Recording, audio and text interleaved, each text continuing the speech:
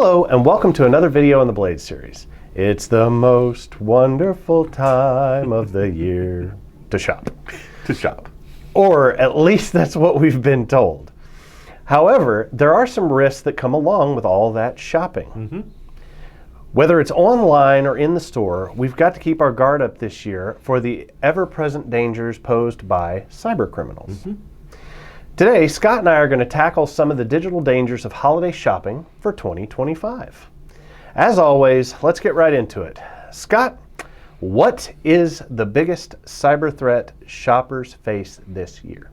You know, great question, because the environment's always changing, landscape's always changing, new threats are always popping up, and as we're going to see as we go through this, there's still a lot of the old threats around too. But really, the newest thing is the rise of AI-powered phishing and smishing. And that's a real game changer. We're seeing that now. You probably, I know we talked about it in our videos, and it's in the news as well, is how the new AI chatbots and such can help put together fake videos, fake audio, fake websites, whatever it needs to do to fake somebody. So now scammers are using this artificial intelligence to craft emails and texts and everything that look just like they're coming from your trusted companies like Amazon, UPS, PayPal, your bank, your credit card companies, these sorts of places. So these messages often include fake order confirmations. So the idea being, okay, did I really make that order or not? Or another one kind would be alerts about suspicious activity. I'm sure that's what a lot of people see. Say, hey, you know, your credit card's been breached. Click here to change your password or something. You know, those sort of things.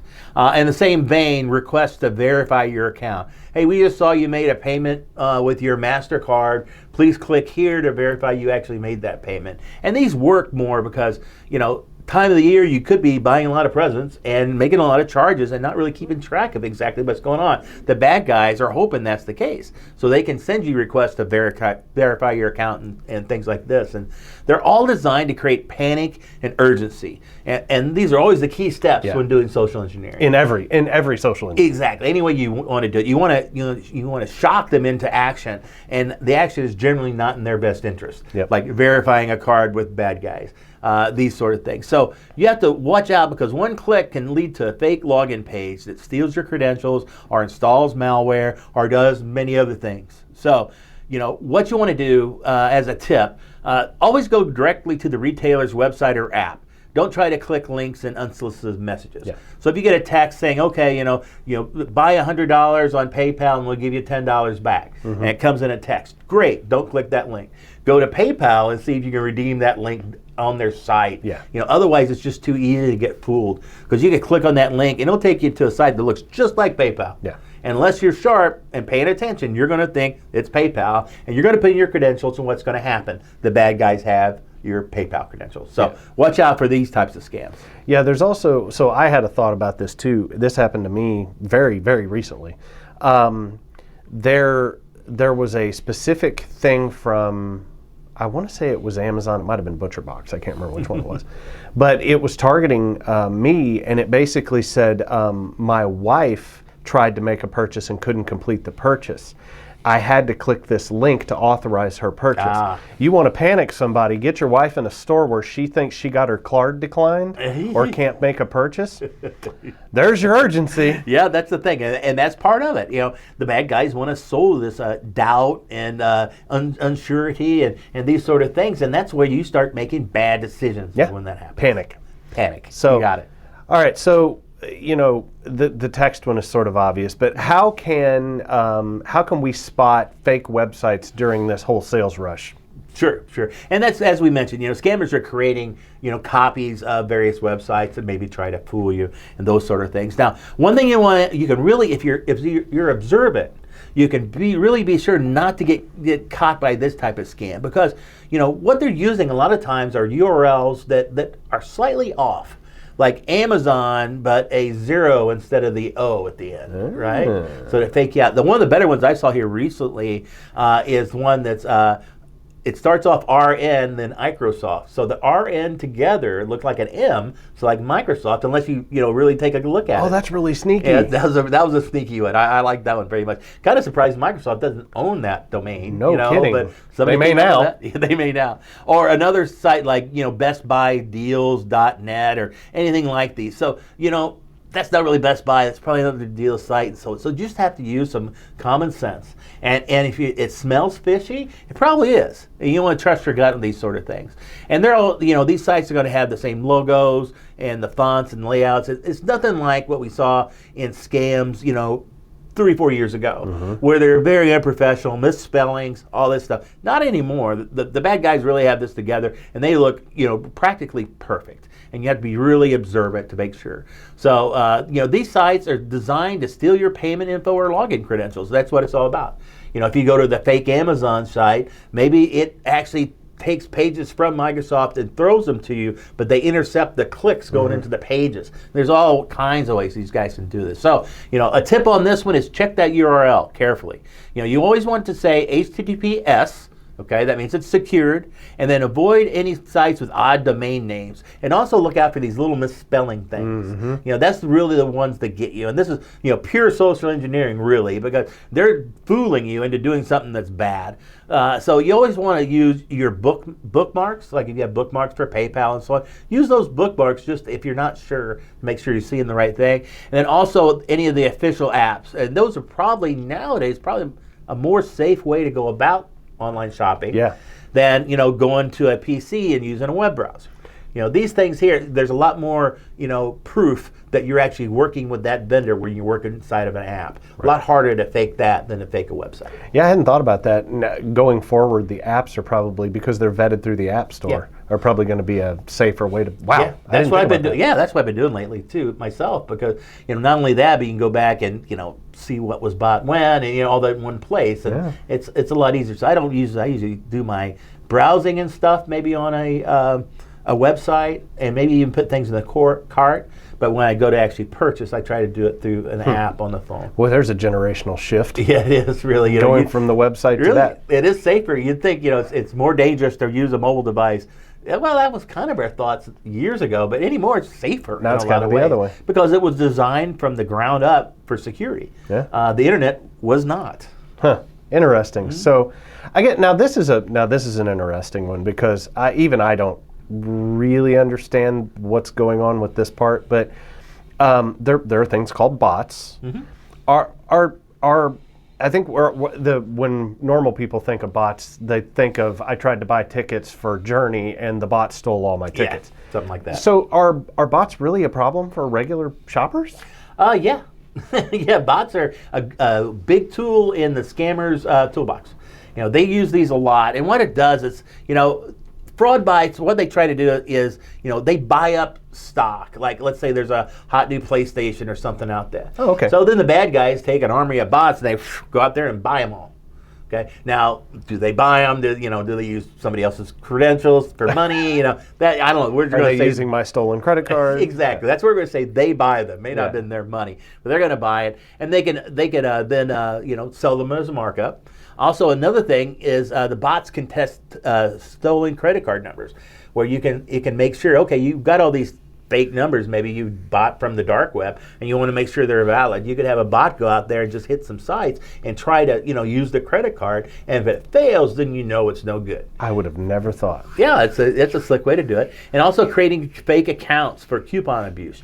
Like if there's a coupon that's can be used a number of times, these bots can take over that coupon and just burn it. Use it over and over and over and over, these sort of things. So the bots all mimic real users, and they all have not known malicious IP addresses. They come in like from the general. So they're not flagged. Right. You don't know that. And it's also coming from real browsers, right? So like Edge and Chrome and Firefox. So it makes them hard to detect. So what you want to do to protect yourself from this is, if you can shop early, that's always good, because these bots are going to be maybe trying to run up the costs on things, or using the coupons or other things like this. And so you want to watch out for that. And you want to be cautious with unfamiliar sites that are offering, here's an exclusive deal for a new Amazon Echo Pro Max Plus and da-da-da-da-da. And it's $199. Oh, no, it's $10. Yeah, $10. With this coupon code. Don't get T-Mood. Exactly. Same sort of idea. So that's how you can get away from it. The bots are something that you can't do a whole lot to stop them. They're going to be doing their work. You just need to recognize, just go to places that you're used to shopping, and, don't get caught by these too good to be too good to be true deals. Gotcha. Right? So that's the thing. Yeah, often if it's too good to be true, probably is. Yes, it is. So now here's one. I'm intimately familiar with skimmers, right? The things that they always warn us about on like gas pumps, right? Gas pumps, yeah. But I had no idea there was a thing called e-skimming. So what in the world is that, and how does that affect checkout pages? Right. Well, it's kind of the same thing as, we talk about skimming, like a traditional with a skimmer, a piece of hardware that covers up the payment portals on a gas pump, for example. Yeah, that's the one I'm the most familiar with. You stick your card in it, and what happens is your card passes through the skimmer, so it skims the number, then it goes on in, and then you buy your gas. Yeah. So not only did you get some gas, you also gave your credit card to somebody else. So that's how the traditional skimmer works. But e-skimming is a little bit different. Kind of ends up being the same way, but what happens is the hackers inject malicious code into the checkout page. Okay, so this is not anything this is on the retailer's side. This is a fault on their security. And so the bad guys are able to go in there and then inject this malicious code. Then whenever you enter your credit card info into that site to make a purchase, it's silently copied and sent to the attacker. So that's like an e-skim. So it's literally a skimmer, but it's real time. But it's in real time, and it doesn't take any hardware, and it's just code that sits on a website somewhere. Wow. And this happens more often on smaller or obviously compromised e-commerce sites. You're not going to see this kind of attack at Amazon. At least you'd hope not. Right. If they get breached, we have bigger problems. Yeah, they've got a huge team of security guys. Right. But if you're buying it from Joe's Cookie Shop. Who does his website? Oh, wow. How secure is that? That's the thing. Some questions you need to ask, especially around the holidays when this type of fraud is just, everywhere. So one thing you can do to help yourself in this is use digital wallets like Apple Pay, Google Pay, or PayPal. Because what happens whenever you use a digital wallet and use your phone, for example, using near-field communications and these sort of things, what it does, it takes your card info and it basically scrambles it up and makes it a brand new number, a new token, we call it. Oh. And so that token's a one-time use token. So that'll go off to the card processor, and that processes the card and gets back. So you buy something online using a tokenized card that can only be used once. So even if the bad guys are having e-skimming their card, they're going to e-skim a one-time use card that's already been used once. Huh. So it's going to be useless. So another reason, as we're kind of the theme today, maybe is how you need to use your mobile phone more when buying things. That's what I was about to say. I'm starting to see a pattern here. I did not do that on purpose. It's just safer. Yeah, that's crazy. So, wow. I actually I'd never thought about I know that you can get one-time use digital credit card numbers from your thing, but I never thought that's exactly how Apple Pay and Google Pay and all those work. Yeah. Wow. Yeah, it does that. And the nice thing is the only thing that ever leaves your device is this token.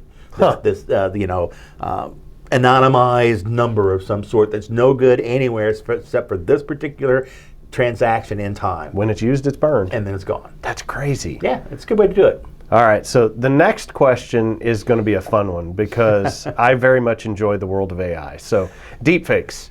How are they being used in shopping scams?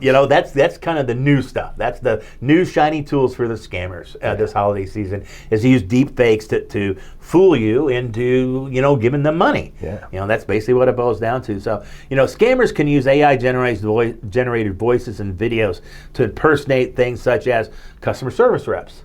Let's say you call Amazon with a problem, right, after you purchased it, right, and you're talking to somebody and they're asking you questions, and it's actually a bot, a deep fake on that end. Oh, wow. Maybe collecting information about you to attack you even further. Our bank officials, I always thought that, deep fakes on a lot of the ATM machines that are around now have a press a button to talk to a... Oh, yeah. I always wondered what security is there, because you press a button and talk to a teller, right? Now, okay, how do I know that person's really real? Yeah, at this point in time, we wouldn't know if that's a real person or not. It could be. It could be a deep fake. I mean, the deep fakes are good enough now to be able to really fool just about anybody in the right situations. There always are some tells. But they're getting better and better all the time. So bank officials, tech support folks, you call in for tech support, and you have a video call with a deep fake video that you don't even know. You think it's a real person, and they can give you bad advice, or hey, give me your credit card and I'll tell you what's wrong, type of deal. Something like that. But again, the scammers, if they're not making money, they're not going to be doing this kind of stuff. So they could call you or send a video claiming there's a problem with your order or your account or anything like this to get your attention. So what you want to do, if you get in your position, you're getting these types of video calls or audio calls that you're not sure about, then just hang up and call the company directly using a verified number, a number that's published on their website, perhaps, as long as you're sure that's their website. Maybe pull up the Yellow Pages. That's what I was about to say. Welcome back to the Yellow Pages. Check the Yellow Pages and use the number there. Use a verified number. So you never want to be able to share sensitive information with these folks unless you are initiating the contact, right? If you're calling them, okay, that's you got a pretty good idea that you're calling. All the way around, if people are asking you for that information, that should make your ears prick up and think, okay, is this a scam? Yeah, number one, don't redial the number they called you from. No, please don't do that. Yeah, that's bad. I've also gotten to the point where I'll ignore the first call and see if the same number pops back up again, or if it. What I've noticed now is they increment by one number. Oh yeah. Because when you block the number, it block and then they'll go. Literally, I've had one for 3 days that is called. They've used every number in a block to do it, trying to get you. To get me. So. That's why nowadays if you're not in my contacts list, It doesn't ring. It goes right. Yeah, there's a lot of people doing that. It just anymore, I don't know. I get these calls, and it maybe takes me a couple of minutes to figure out, is this real? Is this not? I'm somewhat in the public media space, so people know my name and know where I work. So that's collected and sorted out with everybody too. So that's just what I do. I just don't take the call. I mean, not a bad idea. It is what it is. So onward to more fake stuff. What's the deal with fake delivery notifications? Yeah, you've probably been getting those. Hey, your package is delayed, or your package is now scheduled to be here tomorrow night. Click here to check on the details. Yeah. What do you think that click's going to do? But it's not good. It's not good. It's going to send you somewhere bad, a phishing site, malware downloads, all these sort of things. So, you have to think about that. Again, be aware.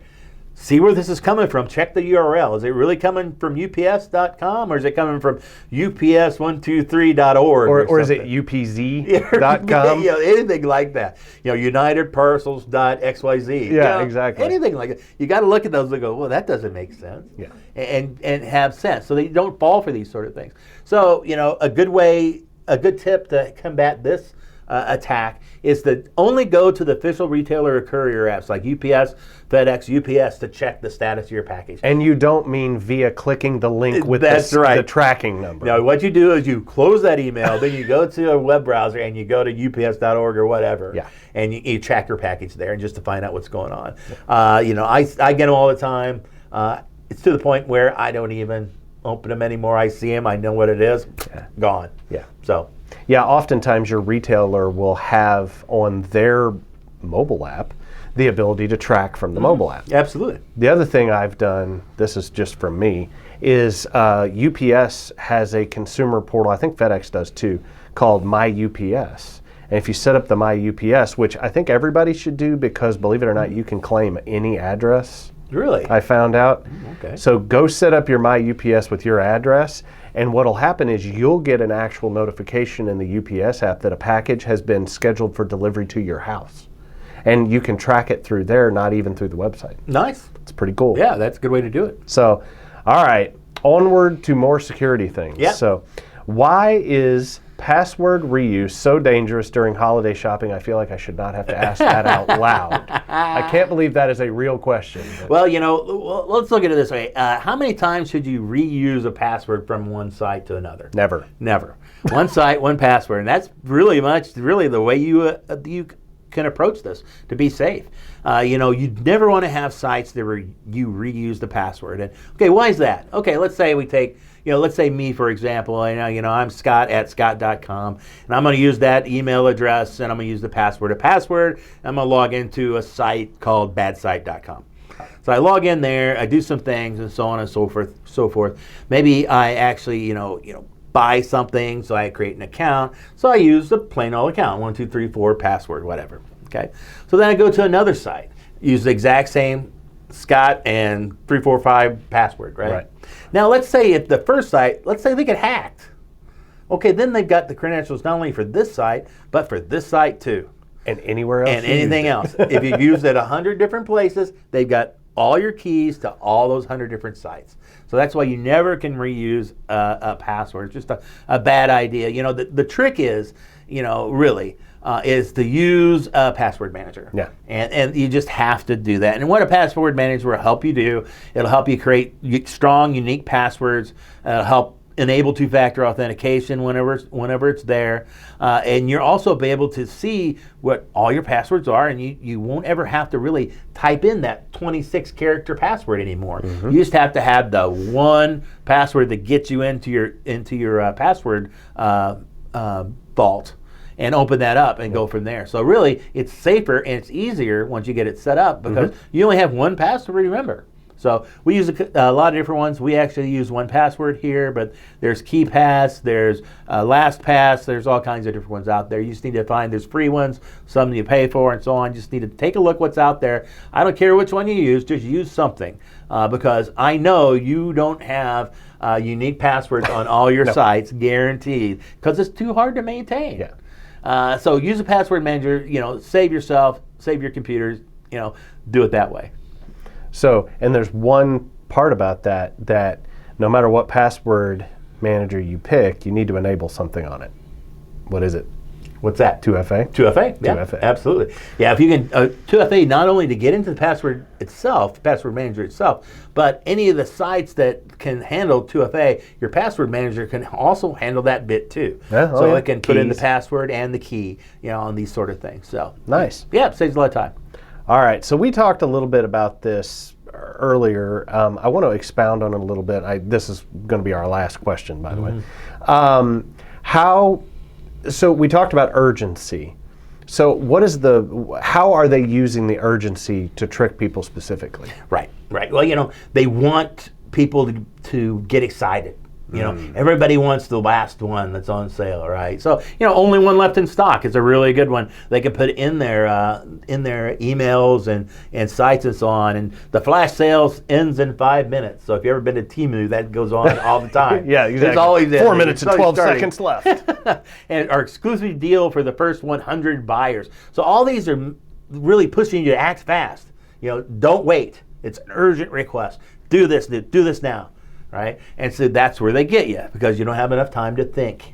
So they're trying to make it where you have to rapidly do something to get a benefit, right? And they want to make it so you're going to ignore all the red flags that potentially are on the email and where it's from just to get this exclusive deal. I need to save $1 or it's the last one they have. Yeah, exactly. And it's in all things like this too. If a deal seems too good to be true, it probably is. Right. So you want to check the reviews, compare the prices, and don't let your urgency override your caution. And I always tell people, some people have a real problem with this. They get hey, do this now, and they really want to do it. It's like, just step away from your computer for 5 minutes. Yeah. Go get a cup of coffee, then go back. Yeah. And then, maybe you'll be better, more centered and more, observant of what's going on. Yeah, it's, I'll show my age here. It's not the last Cabbage Patch. So, look it up on the internet if you don't know what it is. So, anyway. All right. So, the long and short of this is, Black Friday and Cyber Monday are great times to save, but don't let scammers cash in on your excitement. I think that's a big one. Yeah, that's well put. Yeah, stay alert, shop smart, protect your digital wallet. If you all find this video informative and enjoy this content, please don't forget to subscribe and drop a comment down below. We'd love to hear what you guys think about digital shopping, the way you shop, how you're shopping right now. Scott, as always, thank you for your expertise and insight. My pleasure as always. Thanks to all of you for watching. This is John and Scott from Blade. Take it easy.